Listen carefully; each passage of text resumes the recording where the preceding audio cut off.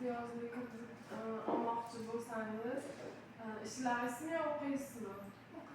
O'qisangiz mahallalarga, banklari har bitta mahallalarga bo'lib qo'ygan imtiyozli kredit turlari bo'yicha hokim yordamchisi orqali amalga oshiriladi. Bunda siz tikuvchilik, chorvachilik, parrandachilik, baliqchilik, kasanachilik, qishloq xo'jaligi texnikasi, motokultivator sotib olish, ishlab chiqarish, pech yoki konditerskiy pech va morojniy chiqaradigan apparat, shu kabi apparatlar olish uchun, issiqxona uchun olishingiz mumkin.